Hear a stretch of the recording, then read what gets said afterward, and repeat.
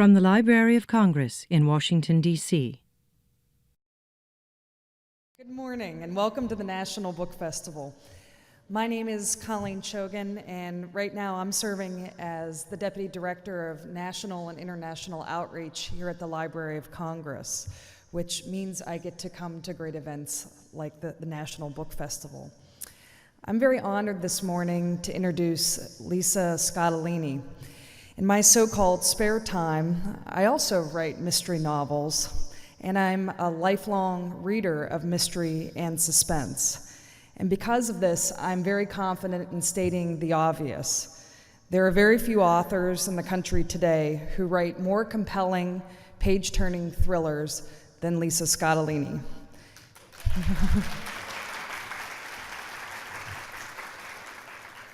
As someone who knows a little bit about the mystery publishing world, I can safely assert that Lisa has achieved all the pillars of success in the field. She's won the Edgar Award, she served as the president of the Mystery Writers of America, and she sold 30 million copies of her books in print. She is the author of the successful Rosado and Associates series, which I'm currently reading. She's known for her lively female characters who exhibit a healthy passion for justice. The plots move quickly, but never at the expense of character development. As a fiction writer, that's not an easy task to achieve, and Lisa is simply masterful in this regard. Her latest book in the Rosado series, Corrupted, will be available later this fall. Her most recent published book is a standalone thriller, Every 15 Minutes, and as I understand it, and I'm sure Lisa will tell us more, in the novel she attempts to delve into the mind of a sociopath and his psychological makeup. She will be signing copies of her books immediately after her talk. Lisa received a BA and a law degree from Penn. She lives in Philadelphia, the city which inspires her writing. And like me, she's interrupted frequently when she writes by her numerous canine companions. Lisa will be talking to us this morning about her mystery and thriller writing, but she's also a humor writer as well. In addition to this appearance, she'll be speaking along with her daughter and co-author, Francesca Serritella, about their recent book, Does This Beach Make Me Look Fat? At 12:45.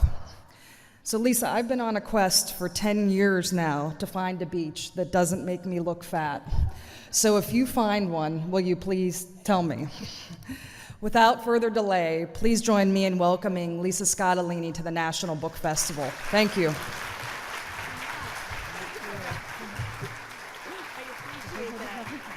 Oh my, oh my, oh my. Isn't this wonderful? Thank you for being here.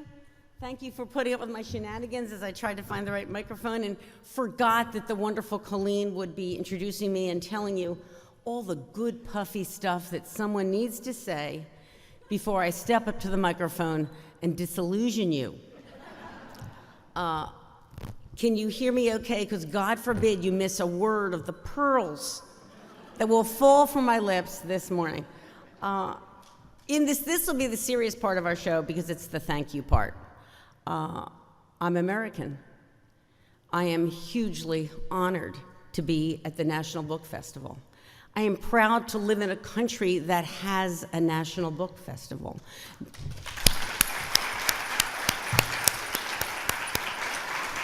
Even better, I'm here with my daughter, which is the kind of thing that makes, mothers lactate, frankly. But what's really important to say before we get on is that it's the thank you part. This festival does not happen without the enormous hard work and volunteered hard work from every single person who is at the Library of Congress, the committees who run it, all of these women and men in orange t-shirts. The woman who's leading us around today, Monique, speaks 4 languages. These are people who are enormously talented, enormously in the service of all of us and this country and democracy. Like, that's what I think books are about. So vote for me and, oh no, no! You know, this is not kind to middle-aged women. You didn't tell me you were gonna do this. All right. Very soon this will become serious, I feel sure of it. Quick technical question. Do you feel like you hear echoes of me, and is it a nightmare? Do you understand why I'm divorced twice? All right. Well, obviously, I like to have fun. I like to entertain you. I actually think that's not an accident because I'm a human being and a woman on top of it. You can tell because my arms wiggle when I do this.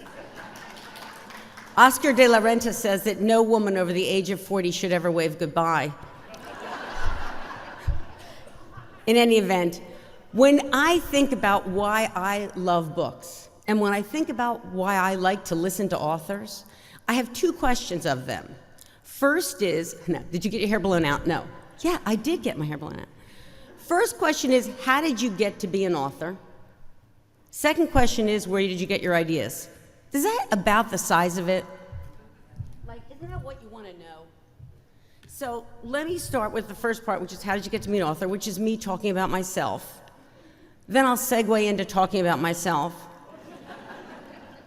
after which I'll be happy to take questions and answers about me. Only easy ones. I love books, as I said. And I've told this story before, but I'll tell it quickly, that I grew up in a house that was very loving, warm, lots of meatballs, lots of hugs, one book. The Bible. Aren't you sweet? No, the book was not the Bible. No, the book was TV Guide. You've come to the real deal speech. We're not going to pander. We're going to tell it like it is. It wasn't the Bible. My family, as adorable as they were, loved television. We didn't own any books at all. I found books in the library. God bless librarians. Let's hear for librarians. I would not, and I found, when you're me going around in the library like, oh my God, how do I find something to read? And you look on the side of the books and you there's a spine in those days. And the guy had a really big nose, and since I'm Italian, we all have really big noses. Can you see? Great, thank you, thanks. I'm not single enough, really. The guy on the spine had a really big nose, so I'll start reading these books with the picture of the guy on the spine, and then lo and behold, it's not my Uncle Rocky. It's a guy named Sherlock Holmes, and that is the reason I'm a mystery writer today. Thank you, libraries. And by the way, this is an aside, but thank you for signing. I always think it's a little redundant to have someone signing when you're with an Italian American, because you will see that I will gesture more than she will, but she is so good looking.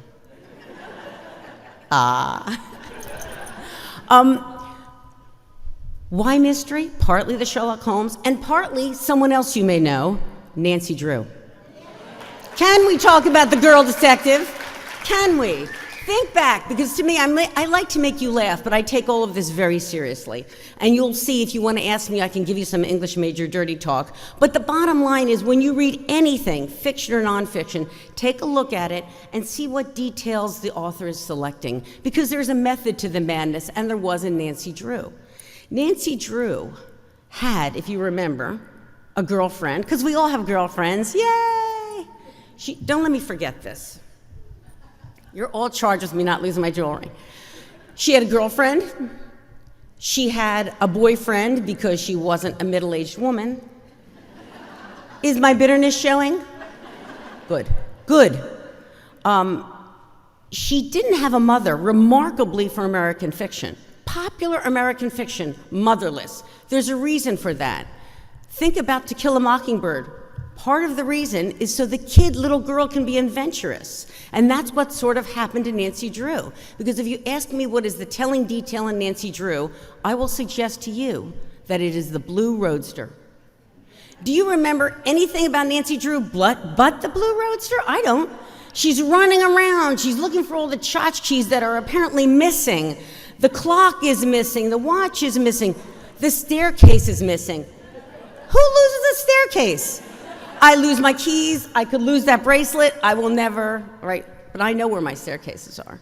But the whole point of Nancy Drew, and why she was ahead of her time and why we remember her and why I remember her, is because of who that characterization was and that detail that is so telling, because she embodied the roadster and the roadster embodied her. She was a girl on her own, going everywhere, having adventures. And that spoke to me, and it speaks to little girls. And so I grew up loving that, and now we get to the part where I became an author, because what happens is, here I am, go along my little life. I go to law school because I was good in English, but I was very interested in these issues of justice and law. I wanted to be Perry Mason. I sort of ended up being Deli Street. Do you even know who that is? Thank God. Humor me. Humor me, damn it. Yes, Della Street never got her due. She just did. So we've accomplished something today. And what I loved being a trial lawyer. And what ended up happening, I was happily married, and then all of a sudden I wasn't so happily married. See, you thought this was going to be about literature, but it's really about my personal life. I got divorced, and I got divorced at the same time my amazing daughter Francesca was kind of being born. Like, she was crowning and I was divorcing. It's a very good verb, I defend it. So then what happened, I was like, oh my God, it's a personal story. I mean, no one gets to be an author unless they're anointed or they know somebody or whatever. How do they all get there in different ways? But everybody has a story, and my story is a little more colorful, which is that I would not be standing here but for a divorce and an amazing daughter, and I said, I want to stay home with her. I want to stay home and raise her. I fell in love with this kid. She is great. And I thought, how can you do that and be a single trial lawyer? Like, you know, you're busy, and you're really busy, and your schedule isn't in your control, and there's guys in robes who tell you what to do, and really, who needs it? And I said, okay. At that point, I'd always been a bookaholic, remember, from Nancy Drew, and I started reading a guy named John Grisham, about whom you may have heard. And I said, why are there no, it was part of also missing Nancy Drew and going, why are there no women main characters in crime fiction, frankly? I was like, you know what? We're really good girlfriends and really good wives, but we're pouring the coffee for about 25 years now, and it's time that we get to stand in front of the jury. We can do it. We can do it. It's not man bashing, it's really just trying to say, can I play too? And that's how I started my career. I said, I am a trial lawyer. I should be able to write this stuff. I had been an English major at Penn. I studied for a year under Philip Roth. I know. My daughter said, please don't make that joke about studying under Philip Roth. Can't help it, I like Philip Roth. Okay, English majors have English major crushes. So anyway, I said, you got to try to write these. And long story short, right, I'll be here at 3 o'clock, you'll be going, yeah, okay. I said, all right, now, I'm at this point broke, single mother, used to be a lawyer. My roots were down to here. I got them done for you. I want you to notice. This is like $200 worth of yellow. I digress. Welcome to the world of women, right? Totally off my point now. I have no money. I want to be a writer, and I want to read about women, and I want to see us in books. I don't want to see superwomen. By the way, I study crime fiction, and I love it. I love everything about it. I love everything about all fiction. I think these genres are illusory. I think it's nice. They have us in a room. It has a sign. This is what this book's about. Nobody who knows anything about books cops to genres. But that's a different matter, and we can talk about that later. I don't want to get one of these people like, we matter too. It doesn't matter. It's all story. Any good book has to keep you engaged, and that's the test. And so what I'm always doing is I said, gee, here are these women that I've seen in real life. They're lawyers, they're moms, they're girlfriends, they're dentists, they're nurses, they're teachers, they're librarians. Why are they not in the spotlight? I want to write about strong women, and that's what I started to do. That led to 5 years of rejection. I'm at home writing. I'm sending things out. My favorite rejection letter was from a New York agent who said, we don't have any time to take any more authors, but if we did, we wouldn't take you. I see him at BEA every year. Last year, I was keynote. I was like, I heard him calling my name. Actually, I pretended not to hear him calling my name. That's how petty I am. Because I don't think you get to crush anybody. And if you learn nothing from this whole thing today, this whole damn book festival, it's that everybody just wants to tell a story, and we all want to hear it, and nobody has a monopoly on that, right? I didn't go to school to learn to be a writer. If you ask me why I became a writer, I'm telling you why. But how was just because I read a lot, and I wanted to see. Someone said it last night. I wanted to see in print, and it didn't exist, so I wrote it. And so lots of rejection, a mechanical issue which we have to deal with, which is how did you support yourself? I had no money. I lived on credit cards. I'm a big fan of Visa. This was before living above your means had a bad name. Generally, I recommend it. But I was accomplishing something I wanted, so I basically charged everything. I had to. I'm raising my amazing daughter, and we had a little rule in our house. You could, because anything that you could charge, you could have. Now, so there were books, there were DVD, the Little Mermaids. You could pay $10 a month, which I did. I had about $10. You know, when they see that at the credit cards company, they increase your credit limit. They're like, yeah, you're on crack cocaine. We want you. So here I am, writing. We charge things. This is the happiest time in my life because I really felt like I was doing something important. Raising my daughter, number one. You thought I was going to say books. It isn't. And number two, doing what I wanted to do, which was follow my dream and write these books. Fast forward, we're living on credit cards. We're happy. We go to a place called Chili's. You have Chili's, right? So that was our once-a-month treat. That was our treat. Now, fast forward to a time when I actually sell a book. I forget the number now, weirdly, but I think it was almost 28 grand in debt. 38 grand. I think it was 38 grand. I paid it back. 38 grand in debt to credit card companies to become a writer at 21%. You could get money cheaper from the mob, and don't ask me how I know that. But you are in the crime fiction panel. I amazingly sold the book. After years of rejection, I got a job. I was a hired author, not a living wage. And I had to pay back this mountain of debt. What that meant that all of a sudden I had to live within my means. My daughter, who had never been in McDonald's before, because in the dark ages, McDonald's did not take cash. Oh, wrong. They only took cash. They didn't take credit. I had no scratch. I only had the plastic. I'm like, what are you doing to me? Of course, where does every child in America want to go? McDonald's. Finally, I could take her in, but I had to say to her, it's not like Chili's. It's different. By this point, she was 7, like she could read. Like, we're in line at the McDonald's. I go, look, I have to look up there, and that's the menu. And she looks at it, and she said, but where are the appetizers? Does that look good when you do that? Should I put this on Tinder? And every single face turns around. Who is this little brat? I go, no, she's broken, didn't know it, which is the way it's supposed to be. And that's sort of how I got the job. The first year, right, I was nominated for an Edgar, and lest you think this is an amazing fairy tale, I lost, yay!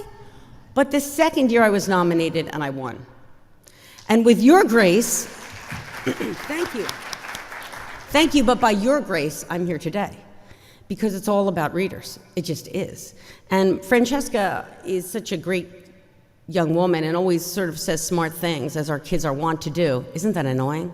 And she says, you know, some writers write to go inward, and some writers write to connect.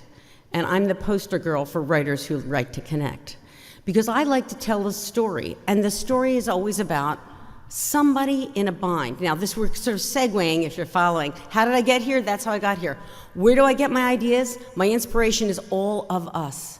It really started out as the ordinary women who were not getting the spotlight. So if you look at the crime fiction spectrum, like we talked about before, you know, there's lots of wonderful crime fiction, and it's all equally awesome. And if you look at the kind of like Jason Bourne, 007, expert sleuth guy, he's actually, I'll fall off the stage at this point, but he's actually just a step in from Spider-Man. You know, there's a really interesting thing that happens with power. We're very interested in power in this culture. And we also like, to a certain extent, our protagonists to be aspirational. So there's a lot of power, expert, and if you go down this line, you sort of go to amateur sleuth, right, to cozies, but I sort of fit very neatly in a way in the Nancy Drew category, because I feel like want to celebrate the intelligence and the resilience and the bravery and the humor and the friendships and the relationship and the families that I see in you, that I feel in my life. I'm not special, I'm us, and I want to write about us, and I'm just not interested in writing about someone omnipotent. So there's Mary D'Annunzio. I read a female law firm that's populated with women of all different types of personalities. And Benny Rosato is probably my main lawyer character, and she is stronger than I would ever be and a natural blonde. And on a good day, I feel like her, but most of the time I'm sort of 5'2". And you're always exploring in character some facet of yourself and some facet that you think will connect with someone else, because you have to keep it real. An important part of the real part is that there's an emotional truth to what I write. That is irrespective of category. Francis Ford Coppola has a wonderful quote, which is, "Nothing in my movies ever happened, but all of it is true." Right? Smart guy. Everybody who's an artist is trying to write something emotionally true or literally true. So with Rosato and Associates, I'm writing emotionally true books. I think they tend to lead with justice. The women are lawyers, but the family is a very strong subplot, because modern crime fiction always includes a fully realized character, and you know people if you know their family, and you know their kids, and you know what their house looks like, and if they like dogs or cats or both. Anything that hugs me, I like. So that's what Rosato's about. One reviewer, and I thought it was sort of interesting, said the Rosato books, and as we mentioned, Corrupted comes out in October, is a crime fiction book with a family subplot. And the other books I write, these standalones, which come out in April, they're a family book with a crime subplot. I'm like, okay, I'm smarter than I thought, because I didn't plan that at all. But what you're always doing is writing something emotionally true, whether it's Rosato, whether it's Every 15 Minutes, or it's the books that we write in the summer with my daughter Francesca Serritella. Does this beach make me look fat? She thought of the title. The answer is, it doesn't matter. That's the point of the book.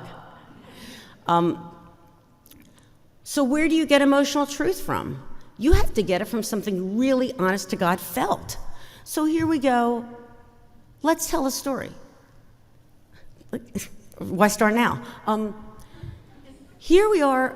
Here's what happens to me one day. Francesca amazingly grows up, because they do that if you feed and water them. And she goes to college. And I go to pick her up at college, and I'm going to bring her home. And I'm sort of, have you had that experience where you're taking your kid to school or packing them up? Who has had that really? Okay, it's kind of something, right? First, it involves bungee cords, which suck. That may be a literary term if you can follow along.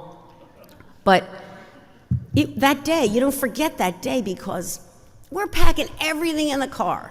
I got a white car, I got the bungee cords, and I have a daughter, so she's got shoes and books and earrings and a lot of stuff. I see the parents of boys, they have a baseball cap.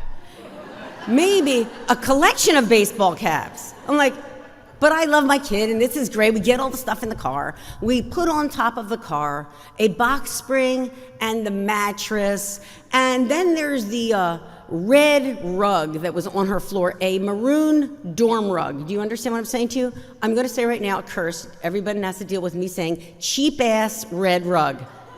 It's honestly a $37 rug. I'm like, okay, well, we're clearly throwing this away. So I love it. I'm like, okay, I deny her nothing. So we get the rug on top of the mattresses. We get the bungee cord.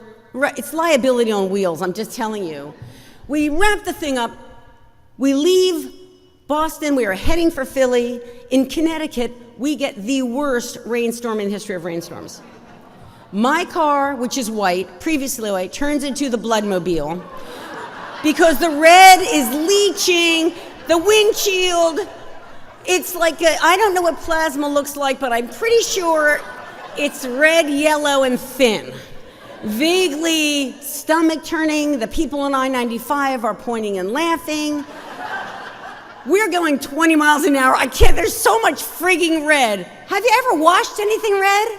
It sucks. They say in 7 washes it will be done. That's a lie. Look at all you're learning from me. We look at each other, and at that point, we just start laughing. And we basically laugh through 3 states, because it was such a ridiculous situation. Now, if you're me, and I'm kind of an emotional girl, and that means I basically wake up vaguely weepy and not knowing why. Though I lack estrogen, amazing. But I'm driving and we're getting home and I'm starting to think, I love my kid to death. I've had the best conversations with her in the car. You know, if you picked up your kids from school as I did her, you heard it all. By the time they get home, if they took the bus, maybe it's how was your day? Okay. But if you get them in the car, man, the car is great. The car is therapy on wheels. I'm thinking to myself, this is so fun, even though this is weird that we're the Bloodmobile and we're out of Stephen King. And how many more of these great car conversations am I going to have with this daughter, whom I adore, for whom I changed my life, and am happy every day, and so grateful that I did, for that reason, even if none of you were here. But I'm happy you're here. And I got over Klemp. Look, this happened like 5 million years ago. I'm still choked up.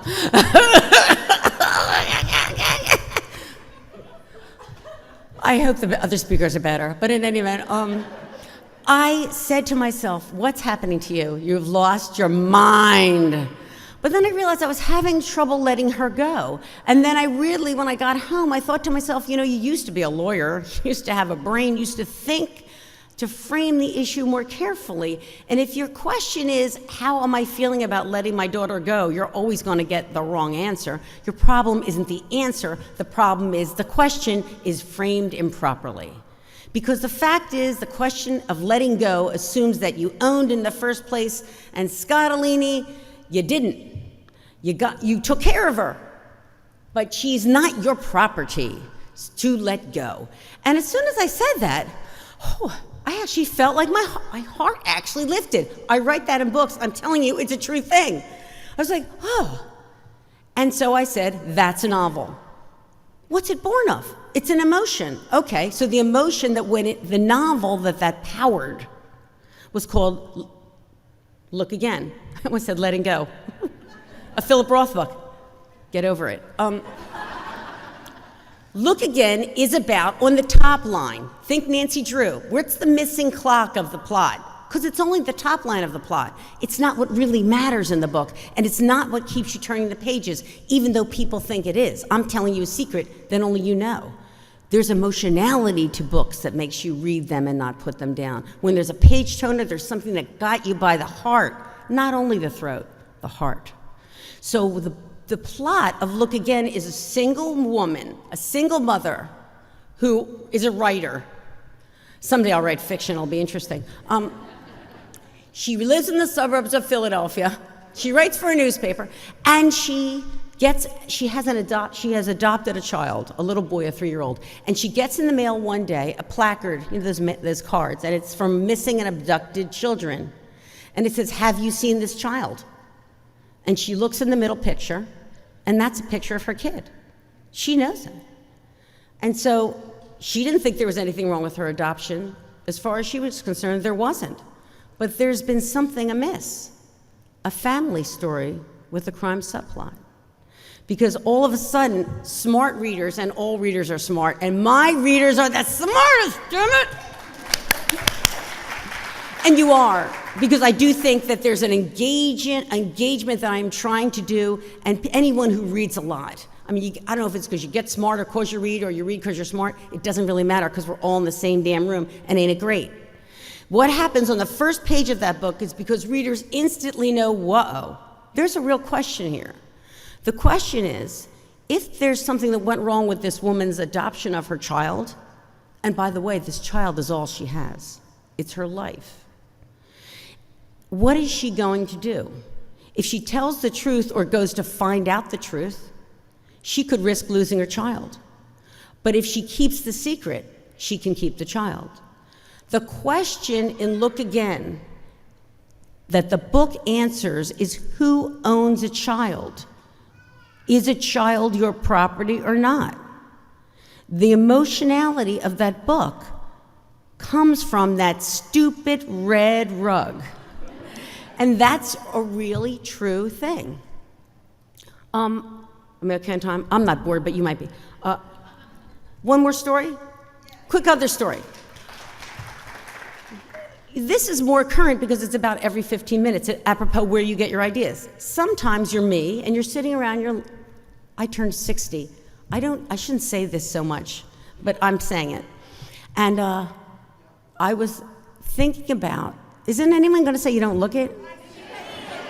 God, you people! Thank you. And it doesn't even matter, I do look at it, ain't it great? We're alive, we are alive, and we're here. And I was thinking about my life, as we want to do, and thinking back, and I was thinking about my dating life, and now we're gonna try to keep this remotely clean. And I said, gee, you know what, that guy was a sociopath. I actually thought that I have been with a sociopath. And I was like, because of course it can't be me, it's gotta be him. But I said to myself, I wonder if that's true. Like, I wonder if you would know a sociopath. And so in short, I got my little butt, well, my spreading butt, to the head of psychiatry in my local hospital. And I said, I would like to write a book where a head of psychiatry at a local hospital is having all these problems, because really the issue in the book is a lot about what is a father. My standalones tend to be about what is a woman, what is a man, what is a mother, what is a father. And so every 15 minutes is at core, what is a father? But I would like to know if this is even a feasible idea. So if you were the head of psychiatry, would you know it if there were a sociopath in your midst? Like, how does a normal person, moi-même, know if they met a sociopath? And he said, oh, you wouldn't know it, and I wouldn't know it. I said, but you're an expert. Like, what kind of, what kind of psychiatrist are you if you don't know that you have a sociopath working for you? He said, no, I wouldn't know. And I said, well, wouldn't you see him coming? And he said to me the words that led to the book. He said, I wouldn't see him coming because he's already there. And that led me to do research, which taught me the terrifying fact that like 1 in 25 people is a sociopath, which means that I totally dated a sociopath, and it was all his fault. But what I started to say to myself is, that's a book.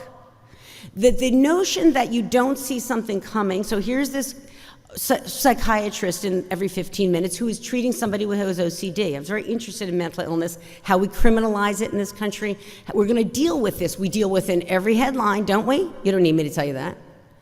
And so, here he is, he's treating someone with OCD who, by the way, has a ritual that every 15 minutes he has to perform. It's a tortured life. But unbeknownst to him, he is being stalked by a sociopath. And then when I started to write the book, I said, do something else, which I've never done before. I said, have fun with your reader, because I love you guys, and maybe we can play along. So I said to myself, don't tell the reader who the sociopath is. See if they can figure it out. Because in a way, what I'm always trying to duplicate, vis-a-vis Francesca's comment about writing to reach people, is you're trying to write to reach people to tell a story that they can find themselves in. And what better to tell you both that we're gonna be stalked by somebody. These people are very good at fooling you. I mean, the research is there that 1 in 25 people is a straight up sociopath. And they're not like Dexter, you know?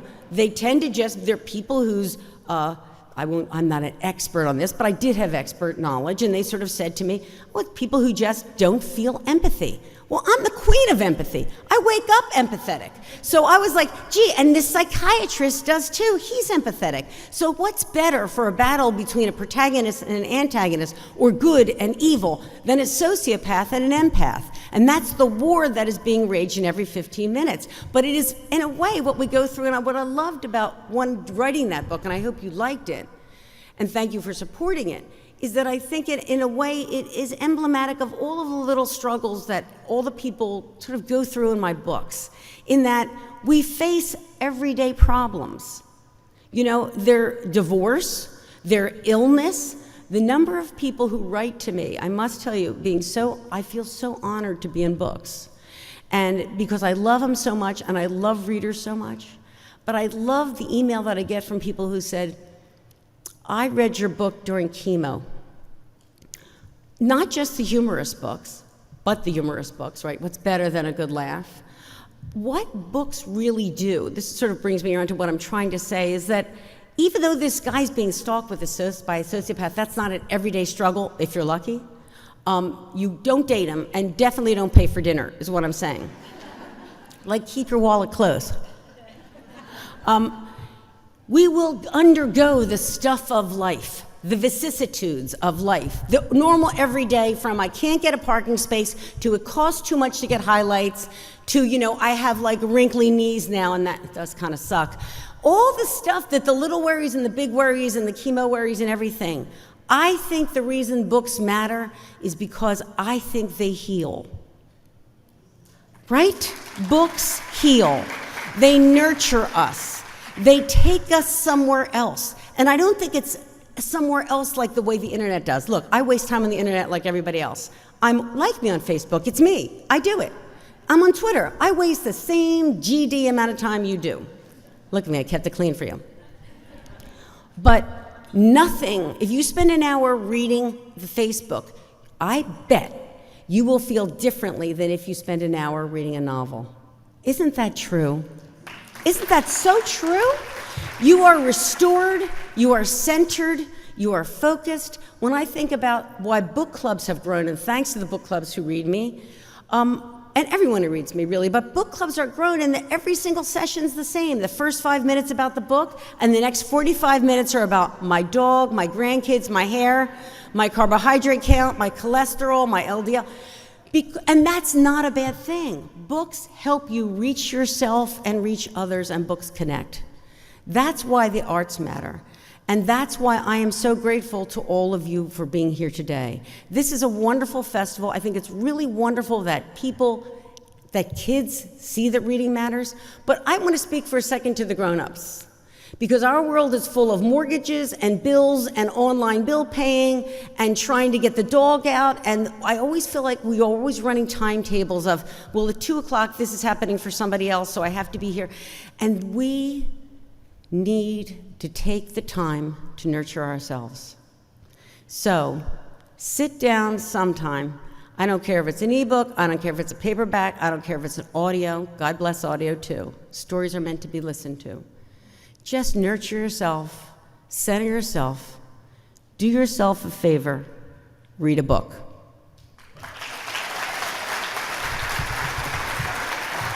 Okay, now, I left time for questions. How'd I do? Did I do good? Is there anyone around that can give me positive reinforcement? Because I'm bad on time. So ask me anything, because you see I'm not shy and I love to talk, and I really love to answer questions since you guys took the trouble on a busy Labor Day weekend to be here. Yes, honey bun. Hello, dear. Thank you so much, first of all, for coming here today and speaking. I enjoyed it so much. I am a single Jersey mother raising a child, a little girl who's doing very well, who's a writer. Woohoo! Yay! Let's hear it. Let's hear it. And so I relate to all your themes in terms of your strong women. I love Benny. Thank you. And Mary. I love her too, because you create characters that are very different, but are not just so many dimensions. Big Nancy Drew fan here. And my question to you is, have you ever considered, I know it's probably hard to do, movies? Movies. Have I ever considered movies? Right. I consider movies all the time. The question is, do they consider me? Okay. Happily, I actually have some good news to report in this regard. Every 15 minutes, the book I just told you about the sociopath actually was optioned for the movies. Wonderful. Which is wonderful. Wonderful. And I think that's great. From time to time, my other books have been as well, and also for TV, the books that Francesca and I write, the humor books, which are very much like Irma Bombeck, were optioned for TV. But let me say this. I wish it, I kind of do wish it, because I think it would bring more people to the books. That's the secret reason I wish it. Also the money, let's be real. These people act like it's not money, it's still money. But for me, I feel really lucky and really blessed to be right where I am. I love, for example, I mean, my heart's in my throat with movies, because you go, I love that you love Benny and Mary, and I love them too. And if you read them and you like them, Benny stars in Corrupted. She has the case of her life. She falls in love. I had to write a sex scene, which I wrote from memory, and now I don't remember. Isn't that great? But what I'm trying to say off my sex life point is that I love that your view of Benny and my view of Benny, what she looks like, is probably different. And we're both right. A movie takes that away a little bit. So I'm happy that you read me. I'm beyond happy that you read me, so thank you. Love you. Thank you. Jersey in the house. Any more nice comments or easy questions? Yes? Would you ever consider using the characters from Running from the Law? Thank you very much for saying that. The question is, would you ever consider, Running from the Law is a book I wrote a while ago. I really loved those characters. The question, would I consider, I think about Rita Maroney, because this is a lawyer who actually did something. I like to use, all the legal books will always have what is really happening behind the trials, not just the BS front. And she did some shenanigans in that book that I actually use myself, and I will use again. Thank you. Yes, please. Hi, just thank you so much for your Excuse you. books. My daughter got me started with the book from you. So, and we're about the same age. Yay. So on that, Thank I you. was wondering if you're a grandmother and if you are or will plan to write about grandchildren in your books. Okay, so I'm not yet I have a grand dog. I have 5 dogs. My daughter has 1. We have 3 cats. It's crazy. I will write about anything that happens to me. These books that I write with Francesca especially, we lost my mother, I write about that. I always will write about that. I'll try to make it funny. I'll try to find the truth in it. I know I can't get a hangnail without writing about it, so I'm sure that I will write about grandchildren. Hi. Yes. Listen, I read once that you teach a class in I think it's Penn University or any other college. Can you talk about that? I mean, I'm an attorney, so and what's the relation between that class and your books? Okay, so I did teach a class for 3 years at the University of Pennsylvania Law School. I taught a class called Justice in Fiction because I love this genre. I love crime fiction, and I wanted to understand. I wanted people. I'll tell it briefly, but you all got an A+ because you're here. Yay! I wanted people to understand that books about justice are written in the context of the times, the social history, the legal history, and the political history. So that, for example, quick example, The Godfather is the first book that comes out, the first wildly popular crime fiction book that comes out after Watergate, Vietnam, after the Attorney General of the country has gone to jail. Now, that's not an accident. That, if you think about the revolution that the country went through, you will understand completely why The Godfather struck a chord. Because in The Godfather, the cops are the bad guys. The crooks are the heroes. You're rooting for Michael Corleone, who at the same time goes from war hero to felon and nobody to crime kingpin. That dramatic wrench, all of that emotional power, and the context of the times are what give that fiction, not only gave it life in the guy who wrote it, but made it connect. That's the course in short. Everything I write and everything I read, I look at in context. I just wanted to say that I have never read any of your books, and I came here today, and now I'm a huge fan because of everything that you talked about. Aw, and thank you. I'm going to go out and buy all your books right now. I appreciate that. I must tell you, I appreciate that so much. I have built my career book by book over 25 years and 25 books. And you hope that you get new readers. And I love when I read, the posted reviews online and the stuff people say. I read it all. I'm not one of the cool kids. I memorize it. So thank you. Thank you. Yes, please. You're so prolific. What am I? Prolific. Did you, what, I'm sorry. Prolific. You write so much.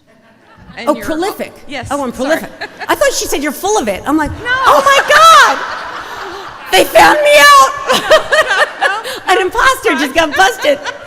You're full of shit. No. She So I'm wondering, what kind of a schedule do you have? Because you have the standalones and you have the ones with your daughter and you Right. have the series. How do you have time to come to something like this and talk to us? Well, thank you. That's very sweet of you. This really matters to me, so I make the time for it, and so does Francesca. The question is, how do you get to? I mean, I have no personal life. I mean, so I have a lot of time, and in a way, you know what? I'll end on this note because they're saying me wrap up. Life is, if you're lucky, it's long. And there's been a lot of stages, particularly for me as a single mom. You know, I loved raising her. But now that I'm 60, and since she's obviously grown up and has her own life and is writing her own stuff, I sort of feel like those middle-aged dating commercials that go, "It's our time." Apart from the dating stuff, I feel like it is my time a little. And when I thought about what I really wanted to do, right? I really want to tell stories, and I have a lot of them in my head, and I want to tell more of them. So I'm learning to say no. The late Oliver Sacks, who was so wonderful, he had written on his, he read on his study wall, no. You have to say no to things you don't want to do. The second cousin wedding, I don't go to. The National Book Festival, I go to. Thank you very, very much. I appreciate it.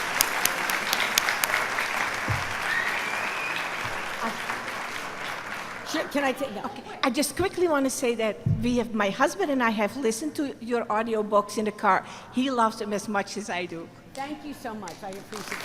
Thank you. Thank you very, very much. Enjoy the festival. This has been a presentation of the Library of Congress. Visit us at loc.gov.